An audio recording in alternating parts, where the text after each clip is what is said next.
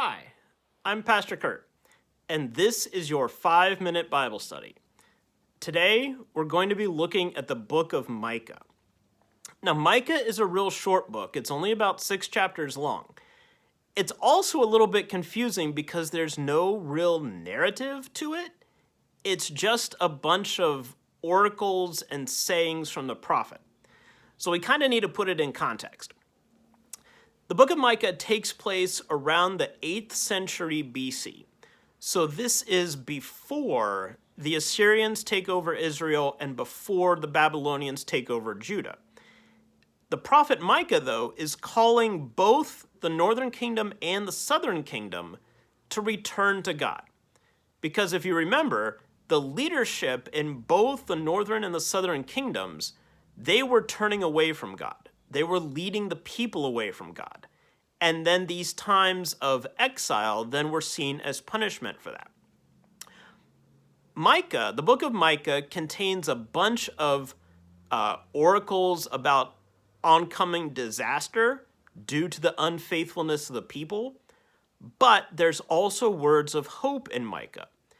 And the book actually goes back and forth. There's a word of judgment, a word of hope, word of judgment, word of hope, word of judgment, word of hope. And that's basically the whole book.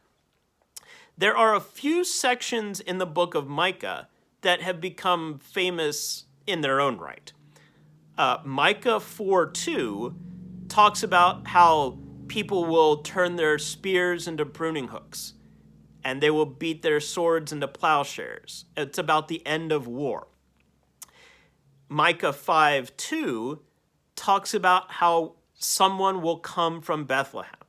But you, O Bethlehem of Ephratah, one of the smallest clans of Judah, from you shall come for me one who is to rule in Israel.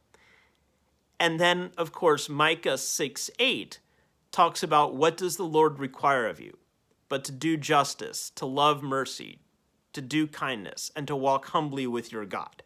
These three passages, these three verses, have become famous from the book of Micah because they're all about words of hope. There's the end of war. There's one who's to come from Bethlehem, from the city of David. And there's this word about God calling for mercy and justice. The second one in particular, from Micah chapter 5, Christians see that as Jesus. That Jesus is this one in the line of David who will come from Bethlehem, the city of David.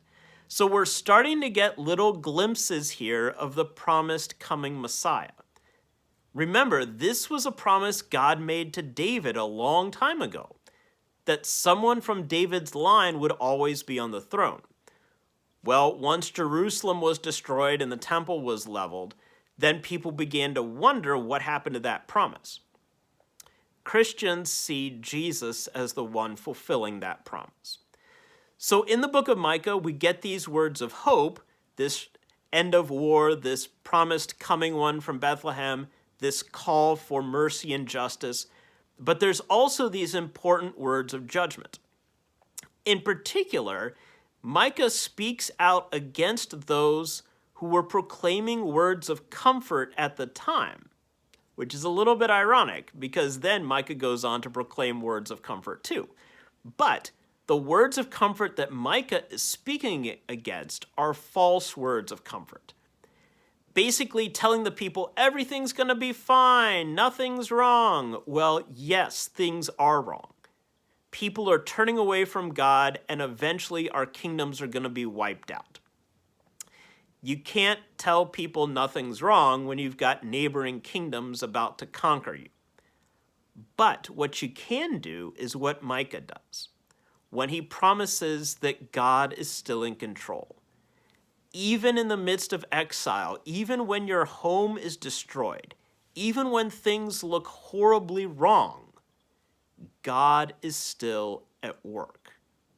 So the false hope is saying nothing's wrong, everything's okay. No. True hope says even in the midst of struggle and pain, God is still at work. That's where we get these words of hope from the prophet Micah. This promise about beating swords into plowshares, this promise about one who is to come from Bethlehem, and this promise about mercy, and justice. These are the words of hope that we get in the midst of all of these warnings. Today, it's so easy for us to hear the bad things in life. Just watch the news or read your social media feeds. It's very easy for us to hear what's wrong in the world. This is why we also need to hear the promise of the Word of God. That God is still with us, God is still in charge, and God is still at work in this world. Even though the prophet Micah was a long time ago, this book still says things to us today. There's your 5-minute Bible study for the day. Please remember to like, comment, share, and subscribe, and I'll see you next time. Thanks.